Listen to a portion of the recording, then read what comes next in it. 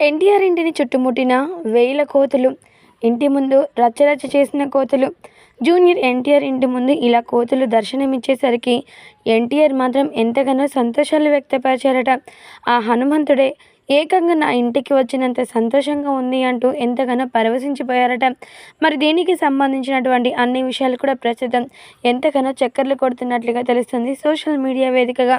Young tiger junior NTR గురించి ఎంత చెప్పినా ఏం చెప్పినా అది మాత్రం చాలా చాలా తక్కువగానే అవుతుంది. ఎన్టీఆర్ ఎప్పుడు చూసినా కానీ చాలా ధైర్య సాహసాలతో ముందుకు సాగిపోవడం మాత్రమే కాకుండా తన చుట్టూ ఉన్న వారందరినీ కూడా చాలా ధైర్యం నింపి ఆయనతో పాటుగా నడిపించగల సత్తా ఉన్న వ్యక్తి. అయితే అలాంటి జూనియర్ ఎన్టీఆర్ ప్రస్తుతానికి దేవర అనే మూవీలో హీరోగా నటిస్తున్న సంగతి తెలిసిందే కదా. మరి ఈ మూవీ మాత్రం మోస్ట్ వైలెంటెడ్గా రాబోతుంది. The great director Koratala Shiva గారి దర్శకత్వంలో తెరకెక్కుతున్నటువంటి ఈ దేవర మూవీలో అద్భుతమైన ఎలివేషన్స్ని చూడడానికి ప్రేక్షకులు అభిమానులందరూ కూడా ఎన్టీఆర్ కోసం రెడీగా ఉన్నారన్నమాట. అయితే మరి అలాంటి యంగ్ టైగర్ జూనియర్ ఎన్టీఆర్ గారి యొక్క ఇంటి ముందు మాత్రం కోతులు గుంపులు గుంపులుగా వచ్చి నిలిచాయట. మరి ఎందుకు ఇలా నిలిచాయి అని మాత్రం అందరూ ఆశ్చర్యాలు వ్యక్తపరిచారట. కానీ జూనియర్ ఎన్టీఆర్ మాత్రం చాలా సంతోషాలు వ్యక్తపరిచారట.